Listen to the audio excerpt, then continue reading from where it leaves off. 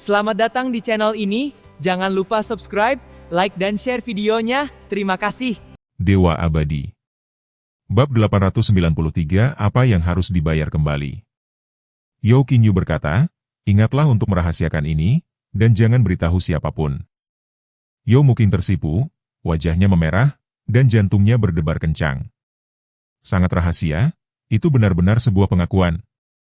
Apa yang harus saya lakukan? Haruskah saya menolak dengan tegas, atau menyetujui usulannya?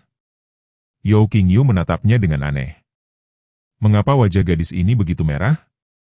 Dia mengeluarkan kuali giok, memisahkan setengah dari cairan giok poros surgawi dari dalamnya, dan berkata, ini adalah harta karun besar yang baru saja kudapatkan.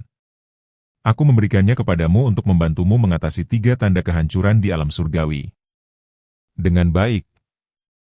Yao Muqing terkejut. Apa yang terjadi dengan pengakuan yang dijanjikan? Mengapa ini tentang sumber daya untuk sebuah terobosan? Dia langsung merasa rileks, tetapi kemudian tanpa alasan yang jelas merasa sedikit kecewa. Yao Qingyu juga tercengang. Reaksi macam apa ini? Sekalipun dia adalah putri dari Dewa Suci Sembilan Naga, sekarang dia sendirian, seharusnya dia sangat gembira mendapatkan kesempatan untuk menembus 3 kehancuran surga dan manusia, bukan? Mengapa kamu kecewa? Kau tidak menginginkannya? Tanya Yao Qingyu. Yao Muqing tersadar dan mempertimbangkan untuk menolak. Dia menginginkannya. Namun, sudah tidak pantas lagi untuk menyimpannya. Dia telah mengungkapkan identitasnya kepada Yao Qingyu, dan keduanya bukan lagi saudara kandung. Dia seharusnya tidak menerima hadiah mahal dari pria tanpa alasan. Namun tepat ketika dia hendak menolak, suara iblis yang mendesak itu bergema di benaknya. Apakah kamu bodoh? Apakah kamu tidak mau menerimanya? Yao Muqing ragu-ragu dan berkata, tapi bagaimana aku akan membalas budimu setelah menerimanya? Jika dia benar-benar memiliki perasaan romantis padaku, dan aku menerima hadiah ini hari ini, bagaimana aku bisa menolaknya jika dia mengajukan tuntutan di masa depan? Tidakkah kamu mengerti prinsip bahwa, siapa yang memakan makanan orang lain, ia berkewajiban kepada orang tersebut? Ilusi iblis itu menjadi gelisah, kalau begitu jangan menolak. Hah? Yao Muqing terdiam sejenak. Apa yang tadi kau katakan? Dia bahkan ragu apakah dia telah mendengar dengan benar. Bukankah iblis itu selalu waspada terhadap Yao Qingyu seperti seorang pencuri? Takut dia akan mengambilnya untuk dirinya sendiri? Mengapa tiba-tiba kau menyuruhnya untuk tidak menolak Yao Qingyu? Makhluk iblis itu terbatu pelan, menunjukkan sikap acuh tak acuh. Zaman berubah.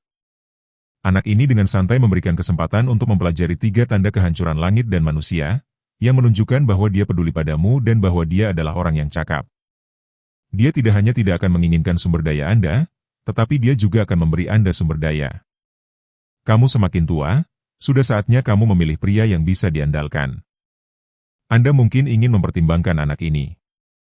Yao Muqing tercengang. Tidak, bukankah perubahan hati iblis itu terlalu cepat? Sebelum cairan giok poros surgawi itu sempat membuatnya terkesan, cairan itu sudah membuat fatamorgana iblis itu pusing dan bingung. Mereka bilang uang bisa membuat iblis memutar batu penggiling, tetapi ternyata uang juga bisa membuat fatamorgana saling bertentangan. Namun, dia bisa memahami fatamorgana itu. Diperintahkan oleh Raja Iblis Sembilan Naga untuk menjaga fatamorgana iblis Yao Muqing. Semua tindakannya bertujuan untuk membuat situasi Yao Muqing lebih menguntungkan. Sebelumnya, Yao Qingyu tidak terlalu berpengaruh, jadi wajar jika dia khawatir jika identitas Yao Muqing terungkap, Yao Qingyu akan menginginkan dirinya dan hartanya. Sekarang Yao Qingyu dapat dengan mudah menawarkan Yao Muqing kesempatan besar yang sangat dia butuhkan, dan itu tentu saja membuatnya memandang Yao Muqing dengan cara yang berbeda. Namun, Yao Muqing sendiri ragu-ragu. Dia dan Yao Qingyu belum sampai ke tahap itu, kan? Mengapa dia harus menerimanya secepat itu? Bayangan Yao Qingyu berduaan dengan seorang wanita di ruangan rahasia selalu membuat bumi bergetar, dan wajah cantiknya akan terbakar karena malu. Saat ia sedang melamun, telapak tangannya tiba-tiba terasa sedikit berat. Segera setelah itu, Yao Qingyu menyentuh dahinya dengan telapak tangannya. Kau tidak sakit. Yao Qingyu tampak curiga. Mengapa kau tampak seperti orang yang berbeda setelah diselamatkan? Dia menempatkan cairan giok poros surgawi di telapak tangan Yao Muqing, lalu mengeluarkan perangkat penyimpanan ruang milik pihak lain dan kitab pil api. Kamu sebaiknya lebih banyak istirahat, dan beritahu aku jika kamu merasa tidak enak badan. Masih aneh sekali, Izinkan saya memeriksakan seluruh tubuh Anda. Wajah Yao Muking semakin memerah, dan dia berkata dengan gugup, "Oh, saya baik-baik saja. Terima kasih atas perhatianmu, saudaraku." Setelah mengantarnya pergi, dia terduduk lemas di bangku batu, menatap botol besar cairan giok poros surgawi di tangannya, dan berkata dengan sedih, "Bagaimana seharusnya aku menghadapinya mulai sekarang?" Ilusi iblis itu muncul dengan tidak sabar, mendesak, "Oh sayang, kau sudah mengambil semuanya, sudah terlambat untuk menyesalinya sekarang. Tetaplah patuh di sisinya mulai sekarang, dan terimalah segala manfaat yang kamu terima. Sedangkan untuk cara pembayarannya, kamu bisa menentukannya sendiri." Baiklah, cepatlah dan cobalah untuk menembus 3 tanda kehancuran langit dan manusia. Itu yang terpenting. Saat ini, di dalam perkemahan Dewa Perang yang mulia, beberapa yang mulia telah berkumpul untuk membahas masalah Bai Xuangning. Mereka tampak khawatir dan gelisah. Meskipun kematian Bai Xuangning menggembirakan, konsekuensi yang ditimbulkannya membuat mereka khawatir. Apakah sang bijak benar-benar tidak akan menyelidiki? Tolong jangan khawatir. Yao Qingyu masuk dengan senyum di wajahnya. Zhan Tianzun dan yang lainnya semuanya berdiri, tak seorang pun dari mereka berani memperlakukannya sebagai kultivator jiwa baru. Dewa Perang bertanya, "Saudara Taoixiu, Anda mengatakan bahwa konstelasi kegelapan telah dikalahkan oleh serangan kilat roh iblis, apakah itu benar?" Tidak hanya dia yang tidak mempercayainya, tetapi para venerable Naschenso lainnya juga memiliki keraguan. Lagi pula, memang benar bahwa roh-roh jahat telah mengumpulkan pasukan di konstelasi Tianxing, dan pasukan mereka sedang bergerak maju. Mereka tak bisa tidak menduga bahwa kata-kata itu adalah cara Yao Qingyu untuk mencoba menggoyahkan Bai Xuangning. Yao Qingyu duduk dan mengeluarkan kuali hitam.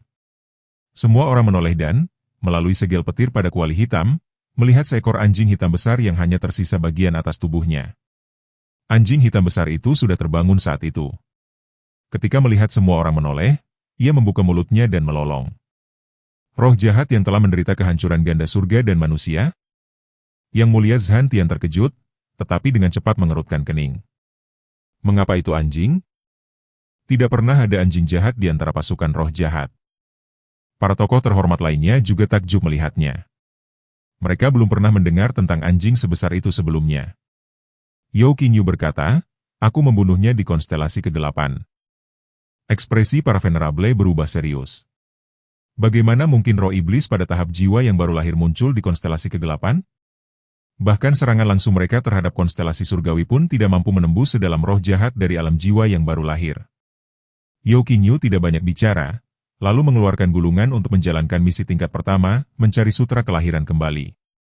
Kamera itu secara otomatis merekam gambar Yao Qingyu di dalam dan di sekitar celah langit berbintang tersebut. Di antara semuanya, catatan tentang senjata kaisar, artefak Kuasisen miliknya sendiri, dan teknik kultivasinya telah dihapus oleh Yao Qingyu. Sebaiknya hal-hal ini tidak diungkapkan. Saat video diproyeksikan, hal pertama yang dilihat semua orang adalah sutra kelahiran kembali yang ditemukan Yao Qingyu di dalam relik Buddha. Dewa Perang yang mulia membanting tangannya ke meja dan berdiri, terkejut. "Kau benar-benar menyelesaikan misi level 1 ini? Bagaimana mungkin?" Bahkan para petinggi aliansi 4 bintang yang mengeluarkan misi itu pun tidak terlalu berharap.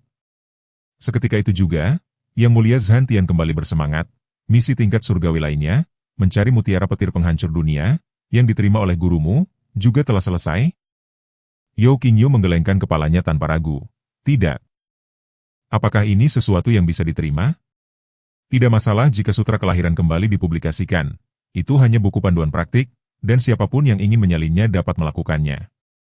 Karena tujuan utamanya adalah untuk mengatasi roh jahat dan memperbaiki situasi secara keseluruhan, Yao Qingyu tidak keberatan untuk membagikannya kepada semua orang yang sepaham di aliansi 4 bintang. Namun, mutiara petir penghancur dunia berbeda. Dia memiliki harta karun unik yang mampu menghancurkan dunia. Jika kabar itu tersebar dan seseorang mencoba mencurinya, peluangnya untuk bertahan hidup akan sangat kecil. Tidakkah kau lihat bahwa bahkan penguasa tertinggi pembantai hati pun menjadi gila karenanya dan membantai semua orang di jalannya? Sebaiknya jangan membiarkan bahaya tersembunyi sebesar itu menimpa diri sendiri. Oleh karena itu, dia lebih memilih mengabaikan manfaat dari misi tingkat pertama itu daripada membiarkan mutiara petir penghancur dunia itu ada. Dewa Perang yang mulia sudah sangat bersemangat dan berkata, "Baiklah, sampaikan kitab suci ini dan biarkan semua orang memanfaatkan waktu untuk mempelajarinya, dan belajar sebanyak mungkin." Namun tak lama kemudian, semua orang, termasuk Yang Mulia Zhantian dan para Yang Mulia lainnya, begitu terkejut oleh proyeksi berikut sehingga mereka terdiam. Bab 894 Sumber Daya yang Menakjubkan.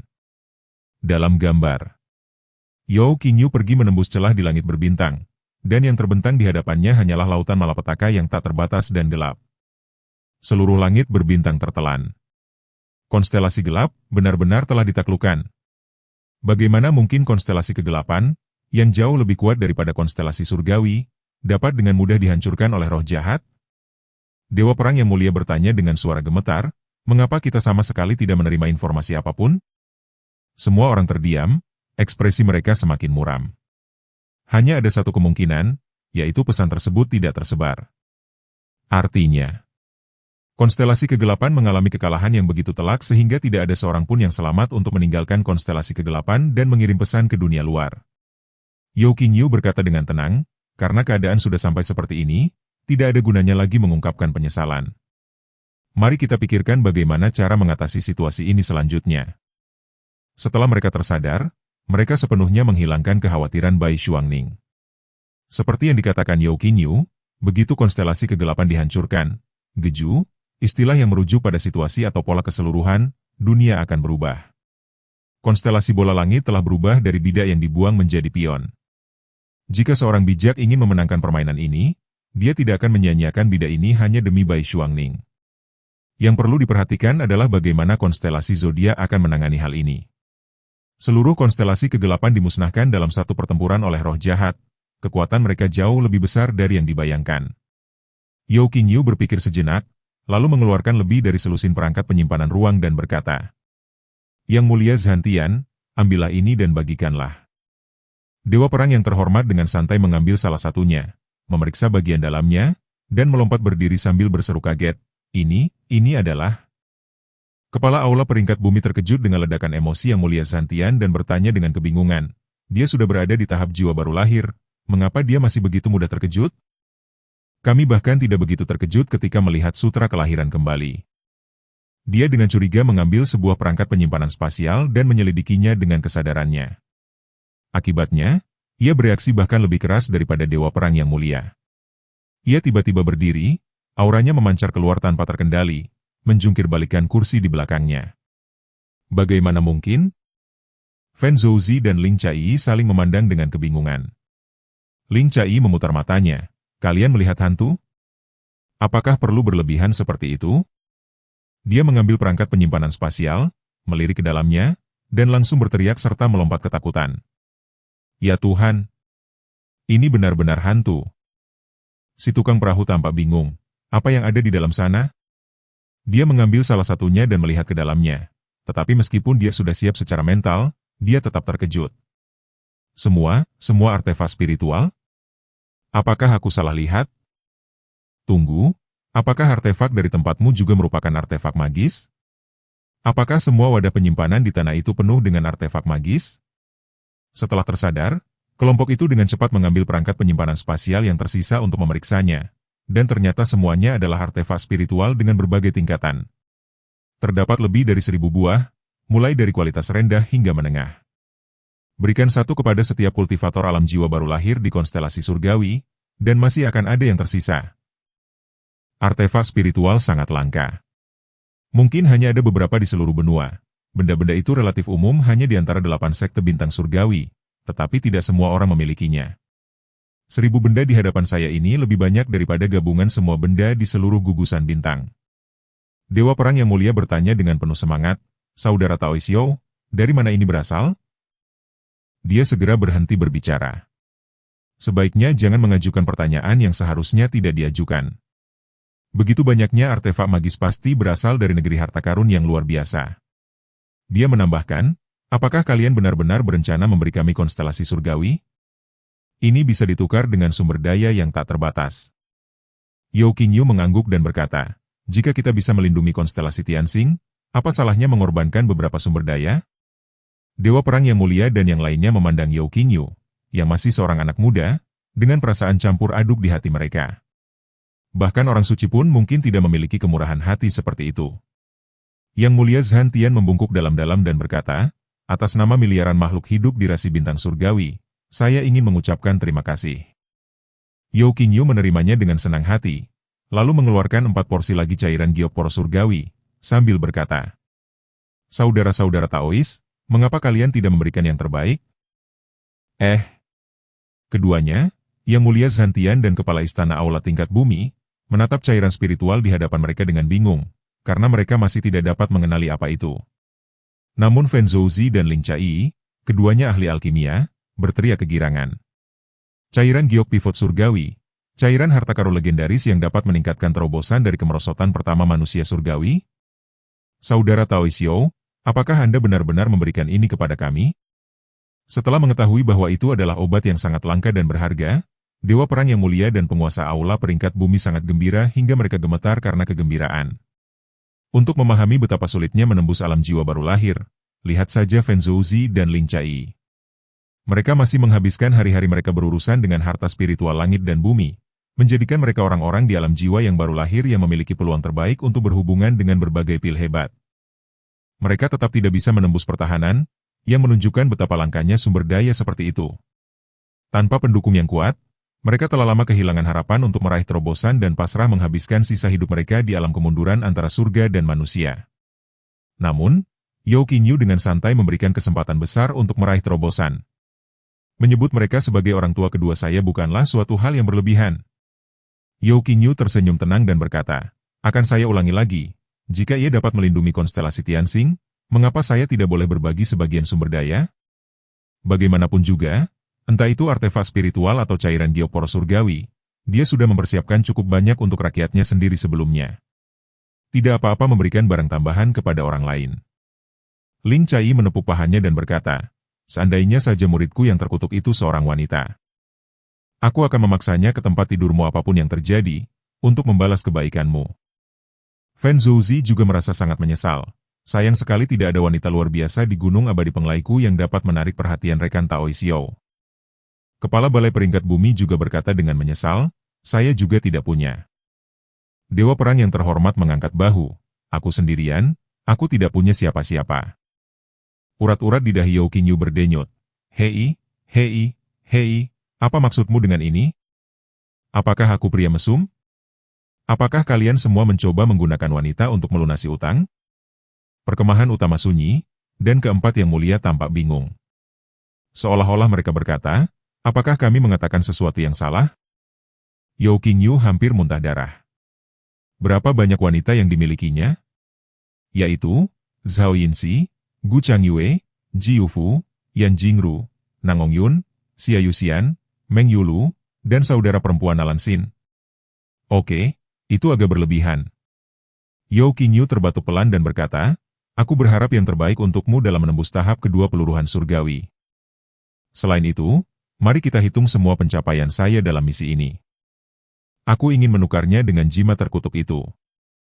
Jimat ini dapat menyebabkan semua makhluk di bawah tingkat seorang suci jatuh tertidur, termasuk makhluk tertinggi sekalipun. Bahkan makhluk tertinggi yang paling perkasa pun masih berada di bawah level seorang santo. Dengan jimat ini, dia bisa melindungi dirinya dari musuh yang kuat manapun. Ini bahkan lebih efektif daripada hukum kaisar kematian. Lagi pula, hal itu hanya berfungsi jika bisa mengejar lawan. Jika tidak, hukum tidak punya cara untuk membunuh siapapun.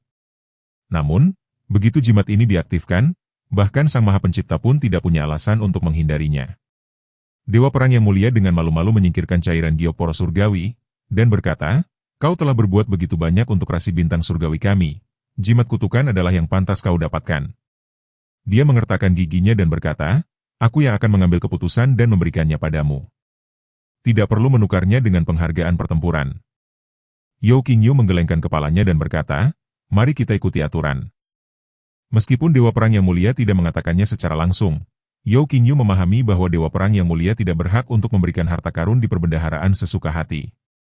Ini semua adalah hadiah dari Aliansi Bintang 4 kepada personel garis depan atas upaya tempur mereka.